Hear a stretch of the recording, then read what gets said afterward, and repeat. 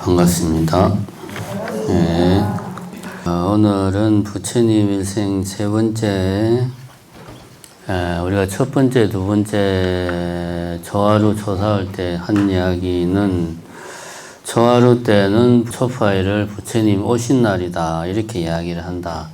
왜 그렇게 이야기하는가 하는 이야기를 했고, 그래서 부처님이 출가하기 전까지의 이야기를 가지고 이야기를 했습니다. 두 번째 조사할 때는 과연 고타마 시타르타가 개인의 행복만을 위해서 출가를 했을까?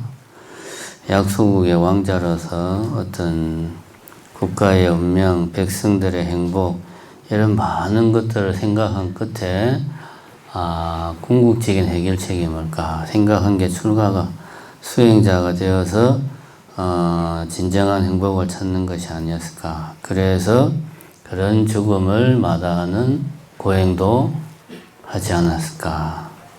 그리고 그런 고행 끝에 또 그런 고행을 포기하고 진정한 행복을 찾기 위한 길을 다시 처음부터 모색했던 것도 결국은 개인만을 위한 출가가 아니고 백성과 왕자로서의 책임 이런 것들을 다 그런 것들을 어깨에 짊어지고 출가를 하지 않았을까 이런 이야기를 했습니다. 오늘은 이제 출가한 뒤에 부처님 이야기를 하도록 하겠습니다. 경전에서 보통 보면 부처님이 이제 법을 설할 때 대중들이 몇 명이 참석했다고 보통 나옵니까? 경전에서. 금강경에 보면 뭐라고 그래요? 여시야문, 일시불, 제사위국, 몇 명? 1250명. 그럼 이 1250인 그 대중들과 함께 사위성, 이제 그 제4위국 기수국 고도관에서 1250인 대중들과 함께 이제 있었다. 이런 게 이제 금강경에 나옵니다. 그럼 이 1250명의 근거가 뭐냐? 왜 1250명일까?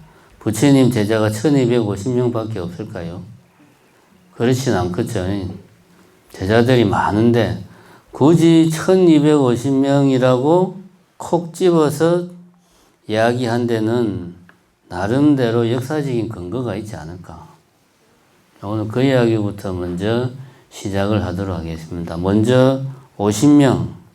이 50명은 뭐냐 하면 고타마 시타르타라는 수행자가 처음으로 깨달음을 얻은 뒤에 누구한테 자기 법을 쓰라로 먼저 갔습니까? 아니지. 원래는 자기의 이제 스승이었던 웃달라 마타카 머식인가 하는 스승들한테 갔는데 그 양반들이 어떻게 됐어요? 이미 죽었어요. 그래서 그러니까 쉽게 말하면 한때 자신의 스승이었던 수행자들에게 내가 이런 걸 깨달았어요 라는 거를 이제 확인을 받으려고 갔는데 이미 죽은 거야. 그래서 이제 아까 이야기한 자기하고 5년 이상 같이 수행을 했던 오비구들을 찾아서 먼 길을 가죠. 자, 녹야원으로 사슴들의 동산이라는 이제 일설에는 그 오비구가 부처님 고타마 시타르타 태자가 출가할 때 왕이 특별히 당부를 해서 같이 출가한 신하라는 말도 있고 이거는 이제 근거가 없는 이야기고 어쨌든 오비구는 같이 수행을 했으니까 그리고 오비구들이 고타마 시타르타가 고행을 포기하니까 고타마 시타르타는 수행자가 아니다. 그건 제가 저번 시간에 이야기했죠. 당시 인도 수행자들에게 고행 수행이 가진 의미에 대해서는 이야기를 했습니다. 기억이 안 나시는 분은 어떻게 하면 됩니까? 유튜브를 보면 됩니다. 저를 쳐다보지 마시고 유튜브를 보시면 나옵니다. 그래서 오비구를 찾아가는 길에 어떤 젊은 총각을 한 명 만나. 괴로워하는 젊은 총각을 만나서 그 총각에게 법을 설해줘. 이 총각이 감명을 받고 돌아가서 자기 친구들한테 이야기를 해. 내가 이런 수행자를 만났는데 대단한 양반이야. 우리 그 수행자를 따라가자. 그때는 이제 출가라고 말을 할 수가 없죠. 왜냐하면 아직 사부대중이 갖추어진 상태는 불법성 삼부가 갖추어진 상태가 아니니까. 그래서 이 친구들 50명이랑 같이 출가를 해요. 이 양반이. 그게 이제 50명이 되는 거예요. 이게 처음 부처님이 비공식적으로 처음으로 법을 설한 사람이 요 상인의 아들이라고 하는 그 이름은 잘 모르겠습니다. 그 양반한테 처음으로 법을 설했죠. 비공식적으로. 왜냐하면 지나가는 길에 그냥 있으니까. 그 다음에 그래서 이제 50명. 그 다음에 1000명은 근거가 뭐냐. 부처님 당시에 인도 전체는 아니고, 이제 그때 당시 인도에 많은 사람들이 살던 곳은 이제 인도, 지금 말하는 이제 북부 지역이죠. 그리고 부처님이 주로 활동한 것은 북동부 쪽입니다. 북동부 쪽, 그쪽에 강대국이 두 나라가 있었다. 하나는 마가다국이고, 하나는 코살라국이고, 두 나라가 강대국이 있어요. 요즘으로 치면은 뭐 미국하고 중국 같은 그런 나라가 이제 강대국이 있었어요. 그 중에 이제 마가다국 쪽에 아주 유명한 수행 집단이 있었습니다. 카샤파 삼형제가 이끄는 1000명의 수행 집단이 있었어요. 이 집단은 불을 숭배하는 집단이에요. 불을. 그래서 부처님이 여기를 가가지고 법문을 합니다. 언제 하냐 하면 이 양반들이 제가 말했죠. 불을 숭배한다고. 그래서 일부러 해가 질 때 쭉 돼가지고 저녁 노을이 쫙 질 때 그때 1000명 앞에서 이제 법을 설할 때 모든 것이 불타오른다. 이렇게 시작하는 유명한 법문을 합니다. 그러니까 1000명 대중들이 깜빡한 거야. 조명도 끝내주잖아요. 저녁 노을이 막 쫙 지는데 앞에서 그 저녁 노을을 배경으로 모든 것이 불타오른다. 뭐 나의 눈이 불타오르고 뭐 귀가 불타오르고 이러니까 1000명 대중들이 가뜩이나 자기들이 불을 숭배하는데 이런 법문을 하니까 그 자리에서 다 부처님 제자가 됐어요. 그 1000명 대중들을 이끄는 카샤파 삼형제도 같이 부처님의 제자가 됐습니다. 이제 1050명이잖아요. 200명은 어디서 나왔냐? 부처님의 부처님의 제자 중에 대표적인 두 분이 누굽니까? 이제 가섭존자하고 아난존자이기도 하지만 보통 상수제자 하면은 사리부라고 목련존자를 이야기하죠. 우리가 500전에 가면은 부처님 좌우에 있는 분들은 나이 많은 분이 가섭존자고 500전에 젊은 분이 아난존자고 이제 그렇습니다. 요거는 이제 보통 우리가 그 나한전 같은 데 배치할 때 이렇게 배치하고 부처님 상수 제자들을 대표하는 제자들 중에 뛰어난 제자들 두 분이 누구냐 하면은 지혜제일 사리불. 그 다음 목련제일은 뭐 제일입니까? 신통제일 목련존자. 두 분을 이야기합니다. 이 두 분이 출가하기 전에부터 수행자였어요. 수행자였는데 둘이 친구란 말입니다. 이제 뭐 어떤 뭐 회의론을 주장하는 뭐 하여튼 수행 집단에서 수행을 했는데 뭔가 석연치가 못해. 그래서 이 두 사람이 사리불 존자하고 목련 존자가 우리 이 스승은 아닌 것 같다. 우리 각자 새로운 스승을 찾아서 깨달음을 위해서 새로운 스승을 찾아가자. 그리고 한 명이 새로운 진짜 눈 밝은 스승을 만나면 꼭 다른 사람에게 알려주자. 그러고 둘이서 헤어져서 새로운 스승을 찾아갑니다. 가서 사리불 존자가 그때 5비구 중에 한 명을 만나. 제가 이름은 기억 안 나는데. 그래서 그 5비구 중에 한 명이 사리불 존자한테 부처님의 법을 이야기를 해줍니다. 그 연기법을 이야기해 주니까 사리불 존자가 지혜 제일이란 말이에요. 그 이야기를 듣고 이거는 진리다. 이 스승이야말로 눈 밝은 스승이다. 그래서 제일 먼저 원래 약속했던 목련존자를 찾아가서 내가 드디어 눈 밝은 스승을 찾았다. 우리 그 스승을 밑으로 가자. 그래서 두 사람만 간 게 아니고 두 사람을 따르던 200명의 수행자들이 같이 부처님의 제자가 됐습니다. 그래서 1250명. 이제 상징적인 숫자죠. 여기서 의미하는 게 뭐냐? 첫 번째로 50명은 상인의 아들, 상인의 자제들이란 말이에요. 상인계급. 이 말은 부처님이 그 당시에 상인 계층들의 지지를 받았다는 거지. 우리가 경전 보면은 장자들이 많이 나오잖아요. 기수, 극고독 장자, 뭐 무슨 장자, 이 장자들이 다 상인이에요. 장사하는 사람들, 농사 짓는 사람들이 아니고, 불교는 인도에서 전통적으로 상인 계층들의 지지를 받았습니다. 왜냐하면 농사를 짓는 사람, 지금은 좀 덜하지만 옛날에는 모든 것이 날씨에 좌우된단 말이에요. 내가 아무리 열심히 농사를 지어도 홍수가 나면은 다 끝나버리고, 내가 아무리 열심히 농사를 지어도 가뭄이 들면 아무 소용이 없고, 어째저째 해가지고 결실을 맞이하려고 하는데 태풍이 오면은 또 아무 소용없고, 그러니까 농부들은 하늘을 쳐다보고 살 수밖에 없는데, 상인들은 내가 열심히 하면 한 만큼 돈을 버는 거죠. 내 스스로 노력하는 만큼 나에게 이득이 돌아온다는 것이 상인들이 가지고 있는 기본적인 마인드예요. 부처님도 마찬가지로 깨달음을 얻으려면 내가 스스로 노력해서 수행을 해야 된다라는 걸 항상 강조했으니까 이런 것들이 당시에 상인 계층들의 정서하고 맞아떨어지지 않았나. 그래서 상인 계층들의 지지를 부처님이 받았어요. 그래서 예를 들면은 사위성의 기수극고독은 기원정사를 이제 시주한 극고독 장자나 이런 양반들의 이제 그 상인 계층들의 지원을 받은 것은 그때 당시 부처님의 가르침이 상인 계층들의 정서와 맞아떨어졌다.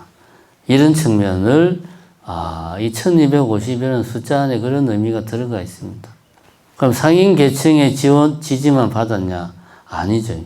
그 당시에 북동부 지방에 광범위하게 퍼져 있던 사문 집단, 수행 집단, 출가해가지고 수행하는 집단, 출가한 사람이 부처님만 당시에 출가한 게 아니란 말입니다.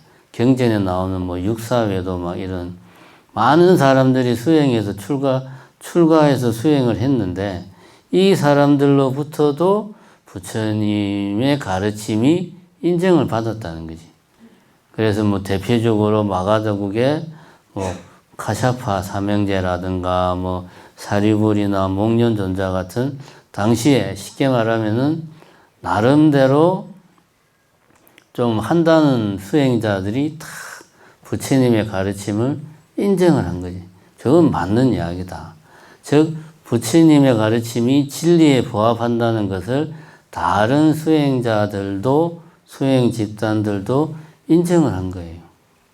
보면 그래서 1250이라는 숫자는 부처님이 단지 어떤 당신의 가르침을 제자들에게만 전수한 게 아니고 그 당시에 광범위하게 인도 북동부 지역에 있던 수행자 집단으로부터도 부처님의 가르침이 인정을 받았고, 그 다음에 상인 계층들로부터도 지지를 받았대요. 그뿐만이 아니고 부처님이 이제 깨달음을 얻어가지고 1000명의 제자, 1250명의 제자들을 데리고 마가다국으로 오고 있는데, 마가다국의 왕이, 그때 왕 이름이 빈비사라 왕인가, 경전에 나오는 유명한 왕이 있습니다. 나중에 아들한테 왕위를 물려주고 나서 감옥에 갇혀가지고 감옥에 갇혀서 아들이 적아버지를 감옥에 집어넣어가지고 굶어 죽게 한 뭐 하여튼 그런 왕이 있습니다. 빈비사라 왕이 고타마 시타르타라는 수행자가 1250명의 제자들을 데리고 마가더국으로 오고 있다라는 보고를 받은 거야. 그래서 이제 신하들에게 물어보겠죠. 저 수행자가 어떤 수행자냐? 어떤 수행자길래 그 명망 높은 카샤파 삼형제도 고타마 시타르타의 가르침을 따르는가? 라고 물어보니까 여기서 이제 그 유명한 열애시포가 나옵니다. 열애의 10가지 다른 이름.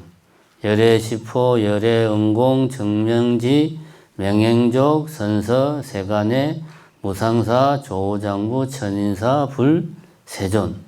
이렇게 열애는 10가지의 이름을 가지고 있다.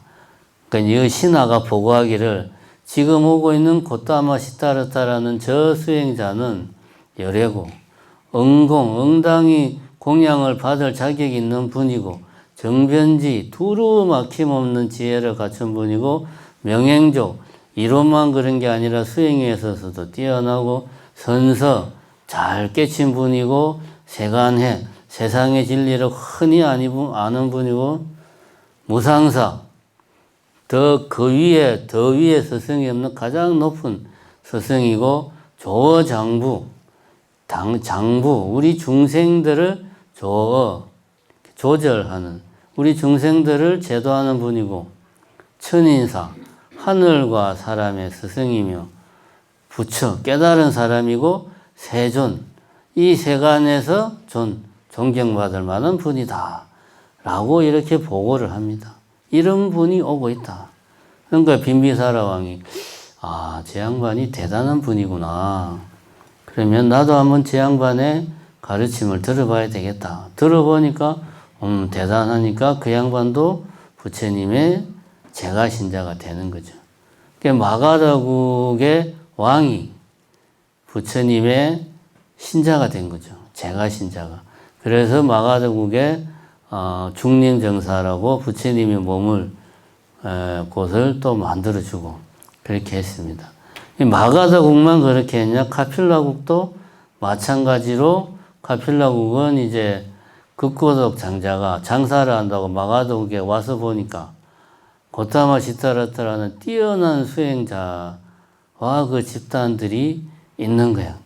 그래서 그 법문을 듣고 감동을 해가지고 우리 코살라국에도 꼭 와주십시오.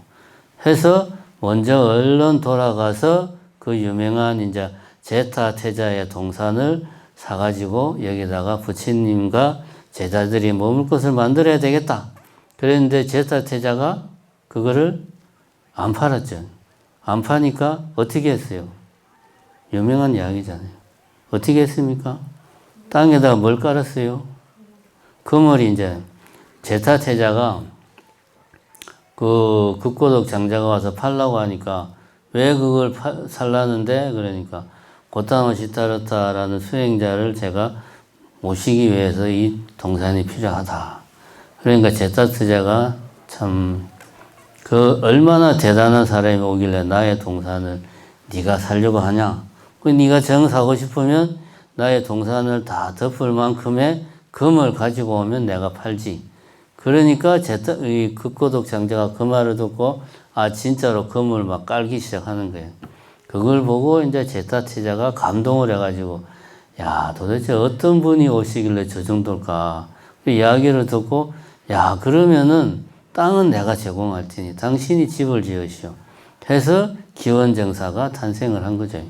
그래서 이렇게 해서 코살라국의 지배계급 왕도 부처님을 따르는 신자가 되죠. 그러면은 이야기를 정리해 보면은 부처님은 수행자들 속에서만 인정받은 게 아니고, 그죠? 상인 계층으로부터도 광범위한 지지를 받았고, 상인 계층들로부터만 지지를 받은 게 아니고, 지배계급 왕들로부터도 지지와 지원을 받았다 이거야. 그래서 왕들이 막 중림정사, 기원정사 같은 그런 머물 곳도 만들어주고 와서 법문도 듣고 막 그랬단 말입니다. 요즘으로 치면은 아주 이제 뛰어난 스님이 있는데 우리나라에 지금은 뭐 없지만 어쨌든 있다고 치고 이 스님이 워낙 뛰어나니까 중국의 시진핑도 이 스님 앞에서는 꼼짝을 못해요. 미국의 바이든도 이 스님 앞에서는 꼼짝을 못해요. 그래가지고 맨날 미국에서 스님 한번 미국의 워싱턴에 오셔서 법문 한번 해주세요. 막 바이든이 특사 보내고 중국의 시진핑이 맨날 우리나라에 특사 보내가지고 스님 중국에 한번 오셔서 법문해 주십시오. 맨날 이러고 그런 정도였다 이거죠. 그러니까 요즘으로 치면 어마어마하게 대단한 그때 당시에 이미 부처님은 대단한 대중적인 그 지지를 받고 있었다. 존경을 받고 있었다라는 것을 우리가 알 수가 있습니다. 그런데 부처님도 따지고 보면 교주잖아요, 교주. 그치? 불교라는 종교의 교주입니다. 교주 앞에 이제 이 새로 생긴 종교니까 우리가 뭐라 그래요? 신흥 종교. 신흥 종교가 좀 많습니까? 생겼다가 사라진 신흥 종교들이 어마어마하게 많아요. 이름도 알 수 없는 오만 가지 종교들이 막 생깁니다. 뭐 옴진리교도 있고 우리나라 같은 경우 요즘 가뜩이나 골치 아픈 신천지 이런 것도 있고 오만 가지 신흥 종교들이 옛날부터 생겼다 사라지고 생겼다 사라지고 생겼다 사라지고 그렇게 했습니다. 그랬는데 왜 불교는 2500년이 넘도록 사라지지 않고 건재하고 있을까? 이런 의문을 한번 가져볼 필요가 있습니다. 이렇게 이야기하면 그렇게 따지면 기독교도 마찬가지 아니냐. 그죠? 2500년까지는 안 가지만 올해가 2024년이니까 2000년 정도 됐죠. 기독교도. 근데 이제 기독교는 엄밀하게 말하면은 그때 당시에 새롭게 탄생한 종교는 아니고 이미 우리가 성경도 보면 구약이 있고 신약이 있잖아요. 그러니까 유대교라는 기존의 종교가 있었는데 그 종교를 좀 우리의 여호와 하나님을 이렇게 믿으면 안 돼. 이렇게 믿는 거는 문제가 많아. 그러면서 이제 비판하면서 이렇게 믿지 말고 이렇게 믿자라고 한 게 이제 기독교란 말이야. 그러니까 신흥 종교라고 보기는 좀 애매하죠. 어쨌든 왜 불교는 2500년 동안 사라지지 않고 건재할까? 왜? 이거 우리가 한번 생각해 볼 필요가 있습니다. 진지하게. 지금까지 이런 생각을 한 번도 해본 적이 없다면 지금이라도 이런 생각을 해볼 필요가 있습니다. 요즘 보면 이제 초팔 시즌이 돼가지고 서울에 아주 유명한 스님이 있다고 그럽니다. 유진 스님이라고 유튜브 봤어요? 유진 스님? 요즘 겁나게 유명하다고 그러대요. 무슨 댄스 음악 틀어놓고 장사 믿고 춤추고 애들이 하여튼 요즘 신세대들이 겁나게 좋아한다고 이제 스님은 아니고 개그맨인데 장사 믿고 나와가지고 이 또한 지나가리라 그러면서 방방 떠고 하여튼 그 친구가 작년에 불교 박람회에 나와가지고 인기를 겁나게 얻었대요. 그래서 요번에 이제 초팔 시즌에 연등에도 나오고 총무원장 스님 접견도 하고 인기가 엄청 좋아가지고 사람들이 좋아하니까 심지어는 해외로도 진출한다고 그러대요. 그래서 말레이시아에서도 공연을 했대요. 그랬는데 말레이시아 불교계에서 성명서를 냈답니다. 저 사람은 무례하고 청년들에게 해롭다. 그러니까 입국시키지 마라. 저 사람 공연을 허가하지 마세요. 혹은 이런 성명을 말레이시아 불교협회에서 이런 성명도 내고 말레이시아의 이제 불교 신자 국회의원도 막 이렇게 기자회견도 하고 막 그랬답니다. 우리가 알기로는 말레이시아는 이슬람 아닌가 싶은데 불교 신자들이 한 20% 정도 된대요. 우리나라하고 비슷하죠. 그랬는데 어쨌든 그 친구가 가서 꿋꿋하게 공연을 했대. 그리고 이제 거기서도 뭐 하여튼 말레이시아 관중들이 열광을 했다고 뭐 그렇게 주최 측에서는 이야기를 합니다. 이제 이 유진 스님 같은 경우를 보면 어쨌든 사람들이 좋아한단 말이에요. 그지? 사람들이 좋아하니까 뭐 장사 믿고 나와가지고 막 요즘 사람들 정세에 맞게 요즘 사람들이 좋아하는 음악 막 댄스 음악 틀어놓고 신나는 노래 부르고 막 방방 뜨고 하니까 사람들이 좋아한다 이거야. 그럼 사람들이 좋아하면 다 좋은 거냐? 이건 좀 우리가 생각해 볼 필요가 있다. 만약에 류진 스님이 자기가 정신사에 와서 자원봉사로 공연을 해주겠다. 모든 장비 다 내 돈으로 해가지고 정신사는 장소만 제공해 주세요. 그러면은 제가 그 제안을 받아들일까? 저는 안 받아들입니다. 그거는 제가 볼 때는 뭐 대중적으로 뭐 좋은 것까지는 인정하지만 꼭 우리가 그렇게까지 해서 불교를 포기할 필요는 없다는 생각이 듭니다. 삼위십계라는 게 있어요. 스님들 중에 예비 스님이 이제 삼위라고 부르는데 예비 스님이 지켜야 될 10가지 계율이 있단 말입니다. 그 중에 5가지는 제가 신자들이 지켜야 되는 5개고 그게 플러스 나머지 5가지가 더 있어. 그 중에 하나가 이제 불가무 장기 불안관청이라. 불, 가무, 장기 노래하고 춤추지 마라. 3위는 노래하고 춤추지 말고 불안관청 노래하고 춤추는 데 가서 보지도 마라. 왜냐하면 그렇게 하면 네 마음이 밖으로 치달려서 마음이 고요하고 편안해지지가 못해. 그러면 네 마음을 다스리지를 못해. 그 수행자가 자기 마음을 다스리지 못하면 수행자라고 볼 수가 없어.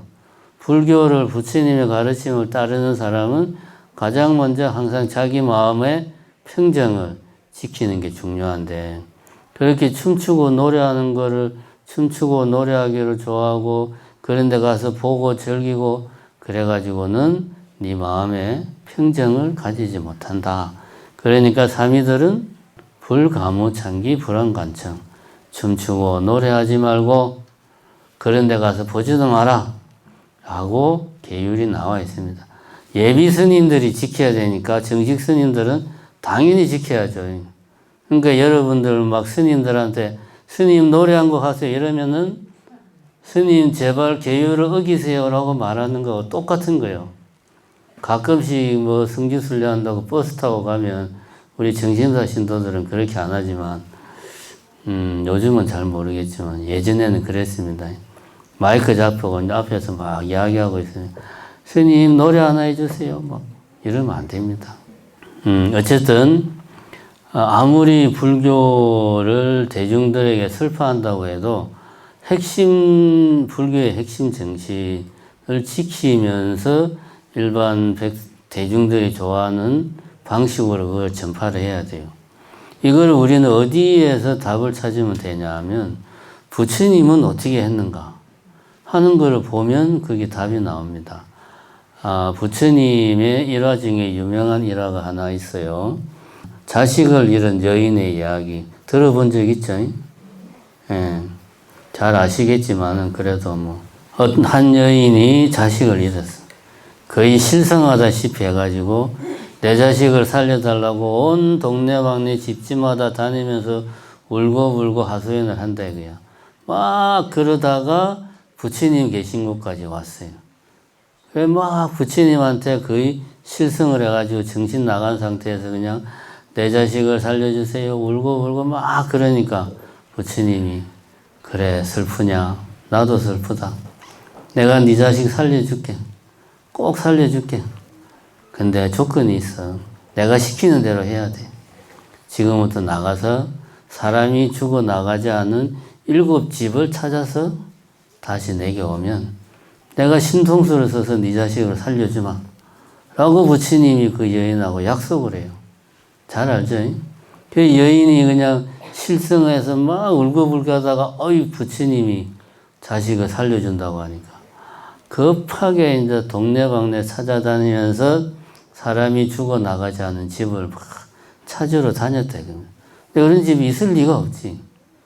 요즘도 그렇지만 옛날에는 뭐 신생아도 그렇고 사람들이 한순간에 가는 게 사람 목숨이었으니까 찾다가 결국은 못 찾고 부처님께 돌아와서 못 찾았다고 하니까 부처님이 이제 그때 이제 모든 태어난 것은 죽는 법이고 이제 본문을 설하죠. 여기에서 우리가 배울 게 뭐냐?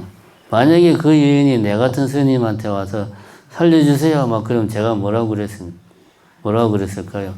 원래 사람은 다 죽는 거요. 그런다고 해봐야 죽은 자식이 태어납니까? 다시 안 살아나요. 그렇게 하시고 마음을 독하게 먹고 열심히 사는 게 자식을 위한 길입니다. 이렇게 말하면 그 여인이 스님 말씀이 맞습니다. 그렇게 할까요? 안 하죠. 귀에 안 들어오지. 지금 제정신이 아닌데 그런 제정신이 아닌 여인에게 부처님은 정신을 돌아오게 만들고 불교의 가르침을 전파를 해줬다 이거야. 어떻게? 그 여인에 맞게 한 게 그게 그거죠. 일단은 이 여인이 정신이 지금 제정신이 아니니까 제정신을 차리게 만드는 게 중요한 거예요. 그러니까 우선은 그 여인이 원하는 바를 들어주되 중요한 것은 두 번째입니다. 들어주되 항상 불교의 핵심적인 가르침은 놓치지 않는다.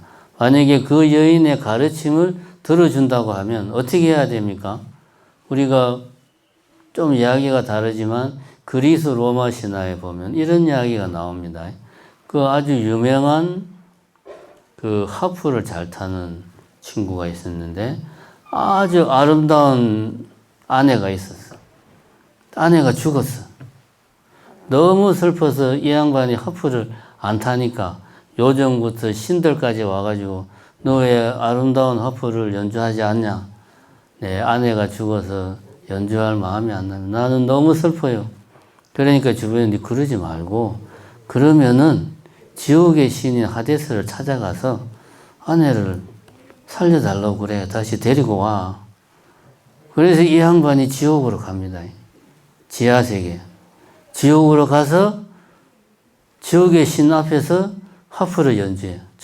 연주하니까 그냥 너무 연주를 잘하니까 감동을 해가지고 지옥의 신 하데스가 야, 내 여보 원래 살려주면 안 되는데 내 여보 한 번만 살려줄게. 데리고 가. 미안해. 얘가 너무 좋아가지고 막 이제 지옥 그리스 로마 신화에서 지옥은 땅 밑에 있어요. 이제 땅 밑에서 막 나오는데 그때 이제 내보낼 때 그 하데스가 이제 한마디로 조건을 달죠. 근데 나갈 때까지 뒤돌아보면 안 돼. 그러면 절대 안 되니까 뒤돌아보지 말고 나가. 그런데 이제 얘가 앞에서 가고 뒤에 이제 아내가 따라가는데 궁금하잖아. 아내가 따라오는지 안 따라오는지. 따라와? 네, 따라가요. 이렇게. 이 궁금하니까 거의 다 가는데 진짜 따라오지? 그러면서 딱 돌아보니까 아내가 자기 바로 뒤에 따라오다가 그냥 샥샥샥샥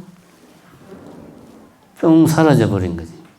이런 이야기는 뭐냐? 이거는 이제 있는 요구 그대로를 이제 그래 내가 살려줄게. 네가 그렇게 슬프면 요거는 대중의 백성 우리 중생들의 요구를 다 들어주는 거예요. 다 들어주는 게 좋은 게 아닙니다. 부처님처럼 요구를 들어주되 항상 핵심 가치, 핵심적인 정신, 핵심적인 가르침은 놓치면 안 된다. 그래서 그 여인이 스스로 인생은 무상하구나. 모든 존재하는 것은 파괴되기 마련이구나 하는 것을 깨닫도록 만들어야 되는 그거를 부처님은 해내는 거죠. 우리 같은 필부 중생은 그렇게 못하지만 부처님은 그걸 해냅니다. 그렇기 때문에 즉 불교의 핵심적인 정신과 그 다음에 중생들의 요구가 맞아 떨어져야지만이 불교의 정신이 오랫동안 중생들 속에서 유지가 될 수 있어요. 신흥 종교들이 오래가지 못하고 망하는 이유는 다른 게 아닙니다. 사람들이 원하는 것을 해주니까 기도 열심히 하면은 걷게 해주겠다. 기도 열심히 하면은 남편 돈 잘 벌게 해줄게. 기도 열심히 하면은 병 낫게 해줄게. 이렇게 막 했는데 그게 현실적으로 될 수가 없잖아요. 당장의 요구는 모르겠으나 핵심은 뭐냐? 불교가 오랫동안 2500년이나 우리 중생들의 마음속에서 사라지지 않고 여전히 건재하는 이유는 중생들의 요구를 수용하면서도 부처님의 핵심적인 가르침은 놓치지 않는 거다. 이걸 우리는 명심을 해야 됩니다. 그래서 저는 유진 스님이 옳다고 보지 않아요. 현대의 젊은 친구들의 정서에 부합하는 건 맞는데 이 또한 지나가리라 라고 하는 어떤 모든 존재하는 것을 파괴한다는 부처님의 가르침을 그렇게 시끄러운 음악을 틀어놓고 소리를 막 질러가면서 자기 스스로 마음을 다스리지 못하면서 이 또한 지나가리라 말만 한다고 해서 그게 부처님의 가르침이 되는 게 아닙니다. 제가 볼 때는 그래서 그런 것들은 오래 가지 못합니다. 물론 불교의 저변을 어느 정도 만들 수는 있죠. 근데 그것만 가지고는 안 됩니다. 그것만 가지고는. 물론 서울에 있는 총무원장 스님들이나 이런 분들이 잘 알고 계실 겁니다. 유진 스님만 있어 자꾸 스님 하니까 이 양반이 진짜 스님 같은데 어쨌든 이 양반만 있어가지고 우리나라 불교가 일반인들 속에 확 들어갈 수 있는 게 아니에요. 그럼 누군가가 그 의미를 설명해주고 이 또한 지나가리라 이 말이 무슨 의미인지를 설명을 해주고 그 말이 가슴에 와닿을 수 있도록 하는 후속 작업이 필요하겠죠.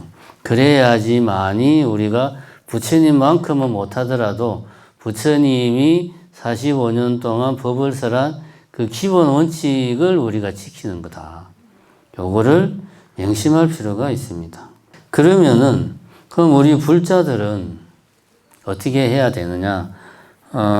이제 우리 같은 스님들은 지금 이야기한 것처럼 중생들의 요구와 불교의 핵심 가치를 잘 결합을 해서 중생들을 제도하도록 노력해야 되는 게 우리의 일이다. 그러면 우리 불자들은 어떻게 해야 되느냐? 우리 불자들은 같은 맥락이죠. 내가 기도를 하되, 내가 열심히 기도를 하되, 우리 자식 시험 붙게 해달라는 기도, 병을 낫게 해달라는 기도, 흔히 말하는 소원성취 기도, 기복신앙, 열심히 기도하는 것 잘못된 거 아닙니다. 그런 기도를 하되 그런 마음 속에는 항상 내가 이러한 기도하는 수행을 통해서 부처님의 진리에 한 걸음 더 가까이 가겠다라고 하는 마음가짐이 항상 마음속에 있어야 된다. 그 소원 하나를 듣기 위해서 그 마음으로 나의 이기적인 욕망으로 기도를 하면 부처님이 들어줄까요? 안 들어줄까요? 그런 이기적인 거는 부처님만 안 들어주는 게 아닙니다. 예수도 안 들어줘요. 그런 거는. 자기 이기적인 욕심은. 그러면은 수능 기도만 예를 들어봐도 수능 시험철이 되면 하늘에서는 맨날 싸워야 될 거 아니야. 예수하고 부처님하고 저 이슬람 누구요? 마호메트하고 얘가 내한테 빌어주는 게 얘 먼저 붙여야 돼. 서로 막 싸울 거 아니에요? 말이 안 되잖아요. 그러니까 이런 소원 성취를 비는 기도를 나의 수행의 어떤 연장으로 봐야 된다. 이런 마음을 가지고 우리가 기도를 해야 됩니다. 그러니까 나의 모든 수행이 방향이 진리를 향하는 길을 향해서 가도록 내가 그렇게 노력을 해야 된다. 그렇게 하려면 어떻게 해야 되느냐? 공부를 해야지. 부처님의 가르침이 뭔지를 알아야지.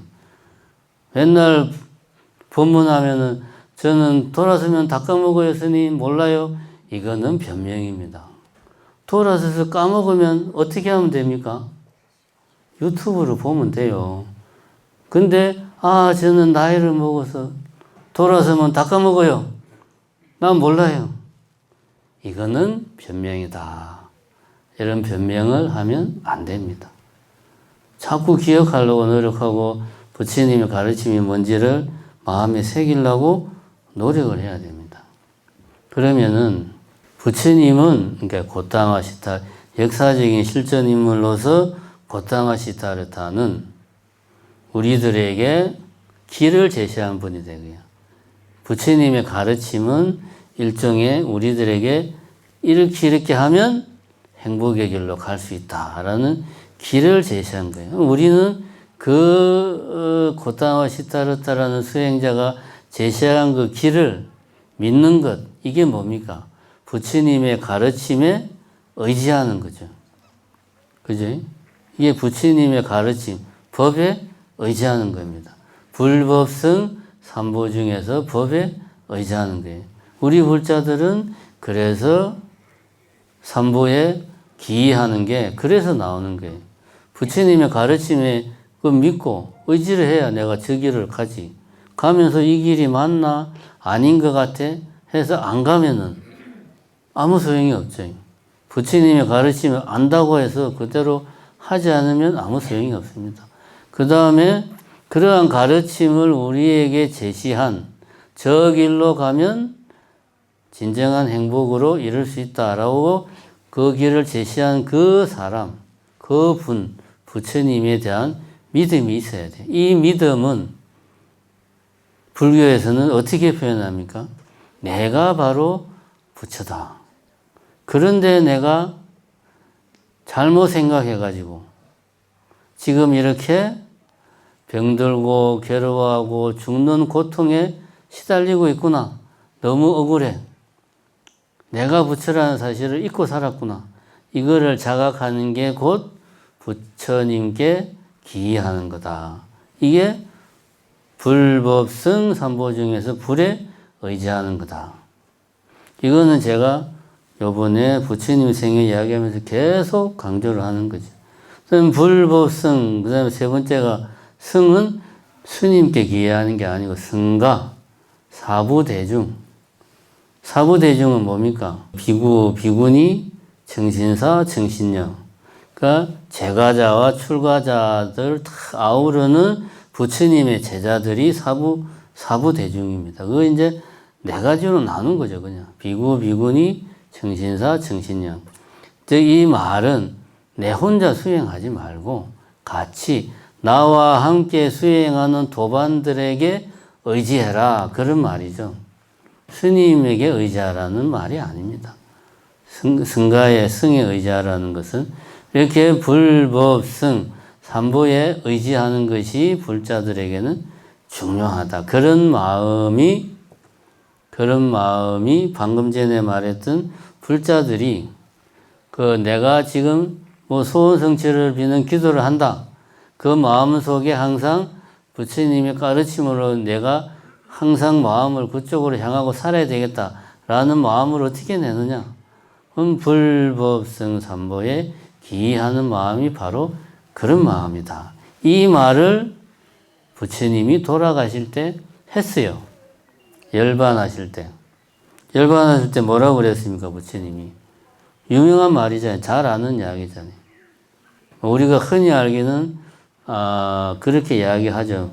뭡니까? 자등명, 법등명. 옛날에는 내 스스로를 등불로 삼고 법을 등불로 삼아라. 이렇게 많이 번역을 했는데 요즘은 등불이 아니고 내 자신을 의지초로 삼고 부처님의 가르침을 의지초로 삼아라. 이렇게 많이 합니다. 원래는 의지처는 정확하게 이제 섬 그런 뜻이다 이야기를 했습니다. 그건 제가 법문할 때 몇 번 이야기했어요. 이거는 왜 섬이 의지처냐? 인도 그 북동부 지방은 성지순례를 가보시면 아시겠지만 그냥 평지예요. 전후 좌우로 둘러봐도 산이 없어요. 다 평지야. 이런데 홍수가 나면 도망갈 데가 없어요. 다 평지니까. 거기에 조금 우리로 치면 아주 낮은 동산, 뭐 끼케한 5, 6m 정도 되는 동산만 있어도 거기에 올라가면 살 수 있어요. 이게 이제 홍수가 나서 탁 잠기면은 그 낮은 동산이 뭐가 됩니까? 섬이 되는 거죠. 그러니까 섬으로 삼는다라는 말은 의지처로 삼는다는 말이에요. 내가 정말 이 목숨이 경각에 달렸을 때 나를 살려줄 수 있는 곳으로 그곳이 바로 이제 섬인데 그 섬으로 삼아라라는 말은 네가 수행을 할 때 네 자신을 항상 기대고 의지를 해서 수행을 하고 부처님의 가르침을 기대고 의지해서 수행을 해라. 그렇게 부처님이 마지막으로 말씀을 하십니다. 그러고 나서 덧붙여서 뭐라고 그랬느냐? 스스로를 의지처로 삼고 가르침을 의지처로 삼아라. 이렇게 말씀을 하시고 모든 생겨난 것은 파괴되기 마련이다. 너희들은 게으름 피우지 말고 꼭 목표를 이루어라. 그러니까 스스로에게 의지하고 가르침에 의지하는 것은 다시 말하면은 불법성 삼보에 의지하라는 말로 지금 우리는 표현할 수 있다. 아까 이야기했죠. 스스로에게 의지할 때 그 스스로는 누굽니까? 번뇌에 휩싸인 내가 아니고 원래 부처인 나 자신, 나는 원래 부처다라는 그런 믿음을 가지라는 거죠. 스스로에게 의지하고 부처님 법에 의지하고 더불어서 나와 같이 수행하는 도반들, 사부대중, 승가에 의지하고 왜냐? 모든 생겨난 것은 파괴되기 마련이다. 그러니 너희들이 인간의 몸으로 살아있을 때 열심히 수행해서 게으름 피우지 말고 열심히 수행해서 반드시 도를 이루어라. 라고 마지막 유언을 하고 떠납니다. 왜 이런 유언을 했느냐? 나는 이제 이 육신을 버리고 떠나가니까 나를 더 이상 찾지 마라. 내를 찾지 말고 네 스스로에게 의지하고 내를 찾지 말고 내가 너희들에게 설한 가르침에 의지해가지고 열심히 노력해서 네가 깨달아라. 이렇게 이제 마지막 유언을 하고 부처님이 열반을 하십니다. 그 말이 바로 지금 후대에 정리하자면 불법성 삼보에 의지하라는 이야기입니다. 오늘 이야기를 정리하자면은 불교는 어째서 2500년이 넘는 장구한 시간 동안 우리 중생들의 마음속에 건재하게 살아있는가 하는 것은 아까 말했던 부처님이 자식을 잃은 여인을 어떻게 교화했는가를 잘 생각해 보시라. 그리고 우리 불자들은 이런 부처님이 중생들의 요구에 부응하면서도 핵심적인 가르침을 놓치지 않는 그런 마음 자세를 항상 가지고 중생들을 대했듯이 우리 불자들도 불법성 삼보에 의지하는 마음으로 삼보에 귀의해서 살아가야 된다. 이것이 우리가 부처님이 45년간 이 교화를 한 부처님의 생애를 보고 우리가 배울 점이다 하는 점 여러분들이 명심하시기 바랍니다. 어쨌든 내일은 부처님 오신 날입니다. 우리가 다 같이 축하할 그런 날입니다. 날씨도 아주 좋습니다. 내일도 나오셔가지고 같이 부처님 오신 날을 같이 축하하기 바랍니다. 감사합니다.